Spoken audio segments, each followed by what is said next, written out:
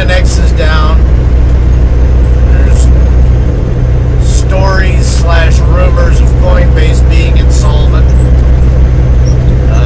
Ethereum is all forked up to hell. And I own Bitcoin, Litecoin, and Ethereum, and I'm not worried a bit. Because I don't have to worry about getting my stuff off of an exchange that is shut down. Because when they go down, boom, they're down. Another thing, I caution against trading altcoins or bitcoins or anything. Because every time you sell, if you have a Bitcoin and you've held that Bitcoin for 3 months and it rose $100 and you made $100 on it, and then you trade it into Litecoin or whatever, that $100 is taxable when you sell. So you just created a taxable event by trading. Whenever, it's like when you sell a house or you sell a car or whatever, so if the price goes up, you have to pay taxes on whatever the price went up to. If the price went down, you have to pay taxes on whatever the amount is that you lost. You can write it off. So when I buy Bitcoin and Litecoin, I put it on a paper wallet, I put the date on it, write the date on it, and I ain't going to sell it for longer than a year. Because in the United States, capital gains tax, which is what you'd be paying on if it goes up, capital gains tax is very expensive. But if you hold something for longer than a year, it's considered long-term capital gains. So you pay a lower tax price. So I'm buying Bitcoin and Litecoin for a 5-10 year time frame because the taxes will be cheaper. And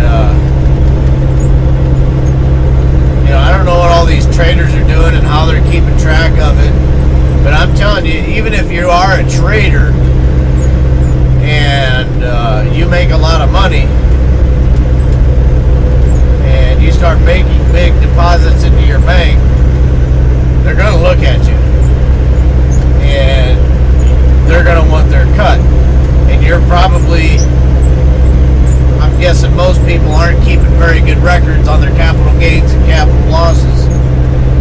And so you're going to be sitting there looking ugly at the IRS department, and they're going to be asking you questions, and you're going to say, I don't know.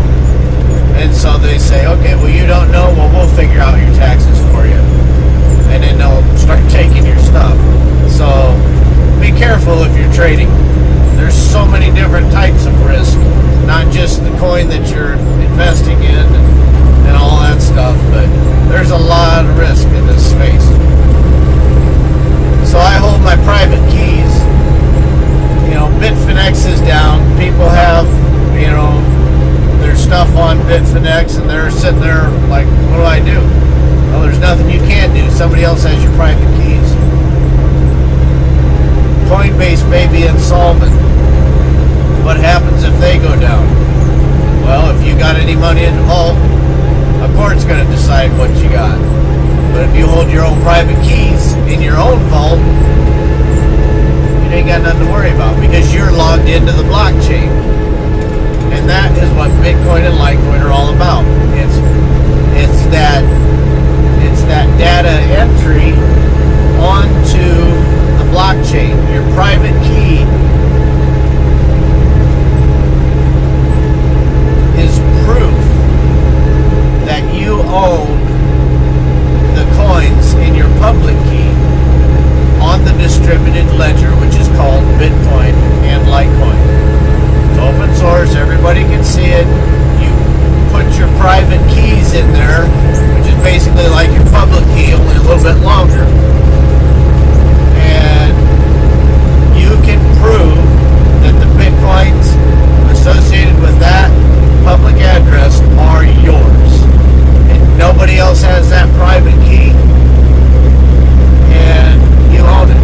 That is the beauty and power of Bitcoin and Litecoin. I think a lot of people are seeing people getting, I don't know, they've probably got somebody that they see who's made a lot of money in Bitcoin and Litecoin, and they're looking at them and saying, well, I want in on that. He bought into that Bitcoin stuff, and then they start hearing about Ethereum and Steemit and all this stuff. And my Steemit did get hacked because I don't have the private keys for them. That's the only crypto I own that I don't have the private keys for.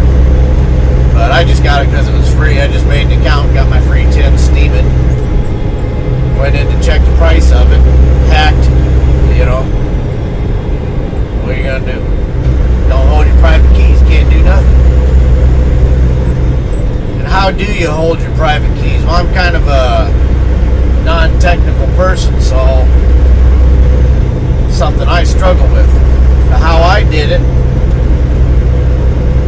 and there's videos out there that'll tell you how to do it, and this is the best way that I could come up with at the time, and it seems to be working. I don't know of any losses. I don't Google my stuff every day. I could care less. I just buy them and put them on there, but I have checked them. Not all of them. I just put them on there and forget about them. But what I did is I went to the computer store. I bought the cheapest computer I could. I got a family relative who is a computer guy, and I had him install a Linux operating system on it. And the first thing I did on that brand new operating system, he wiped it clean, formatted the disk, and put on Linux. And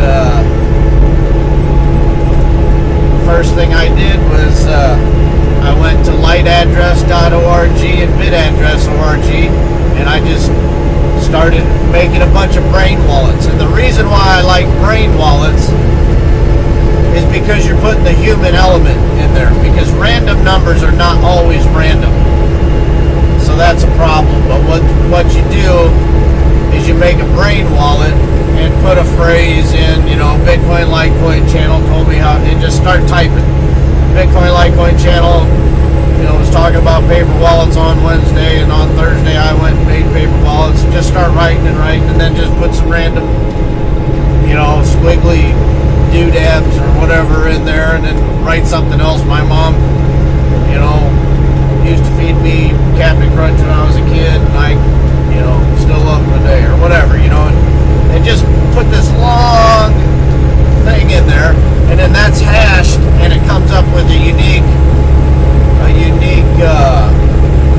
address for your Bitcoin and Litecoin, and then you print that out. I just told you that. I like the brain wallet method. Something that I would like to do is I would like to get a Raspberry Pi, and somehow, this bit address and light address are client-side websites, and I don't know exactly what that means, but what it does mean to me is that when you do that hashing, it comes on to, it's done on your side, on your computer side. It's not done at liteaddress.org. It's done at my house on my computer. So you could actually get a thumb drive, and somehow, this is where I'm lost, and if I knew how to do it, I would. But you get a thumb drive, put that on a thumb drive, get a little Raspberry Pi that doesn't have any ability, that doesn't have Wi-Fi or anything like that, and you take that thumb drive and you can put that on your Raspberry Pi, hook that up to a little, little printer that's not connected to the internet or any Wi-Fi network, and you just start making brain wallets off of that that, and you can make as many as you want. And I made a bunch of them. Not a bunch of them, but I made enough for me, in my little investments. But and then you put them on those paper wallets. And with stuff like this, the sky is falling, everybody's freaking out, selling their stuff. You ain't got to worry about it because you hold your own private keys. And then when times comes to sell, I don't know how to sell. I've never sold anything. I've never moved anything off of a paper wallet, but I think what it is, and I'm not sure about the website, but one of those, what is it, blockchain.info or something like that. I think you go in there, I think there's a place for you that you can type in your private key, and I would have a Trezor or something ready to transfer. When you put your private key onto the internet, that private key, you better believe it's compromised and somebody sees it. So then you can move it to a Trezor real quick and figure out how to do that, which I don't have any idea. And then you can send them to, Coinbase if it's still around. I don't know, but wherever you're going to sell them, and then you have your private key, and if the IRS or your taxing authority comes knocking, then it's open source or it's open ledger. You can't do that with Dash. You can't prove it with Dash that you held it for a year. That's a problem with Dash, possibly.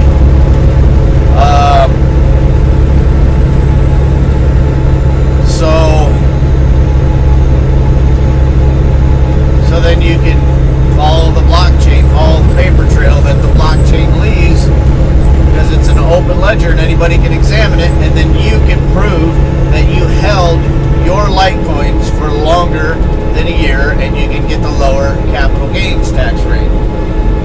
And I'm thinking, I'm not big on, politics, but one thing I know about Republicans, and I think Trump is probably going to win, is I've heard him talk about a capital gains, eliminating the capital gains tax. And if Trump is elected, and he would do that because he would be the kind of guy who would go in there and say, hey, capital gains, because then, because that would benefit him greatly and free up a lot of money in the economy, and it would get the economy going again. Because if you've got $1 million in your Bitcoin earnings that you earned in Bitcoins because you bought them when they were $2 or whatever, and now they're worth $600 or whatever it is, and you've got millions of dollars, but you don't want to cash them in because you don't want to have to give half of it to the government for capital gains tax. Well, what if Donald Trump in a year or two says, hey, it's going to be a Jubilee year, and we're not going to charge the capital gains tax for this year to get the economy jump started. So now you were looking at 500 million or 500,000 on your million that you could cash in or transfer, do a sale, and now all of a sudden you just got an extra $500,000 because they held up or they canceled the capital gains tax for a year to get the economy going. Now you just went from $500,000 to $1 million, and you can sell that. You can turn it into gold. You can turn it into an income-producing asset. You can do whatever you want with it, and you can do twice as much with it because there's no capital gains tax. I don't know if he's going to do that. It wouldn't surprise me if he did. But it's just why I hold paper wallets and why you should probably hold them too. But I mean, maybe you're really good at this day trading stuff and you're just making money hand over fist and you're keeping track of all your taxes and all that kind of stuff and you ain't got a thing to worry about. If that's you, more power to you. If that's not, you realize that, holy crap, I may be in over my head with this stuff. That's the way to do it, buddy. Simple and boring. And, but it's a rock solid plan. In my opinion, it's a rock solid plan. I mean, Bitcoin could go to crap tomorrow, you know. Who knows? But that's what I do. So there you go.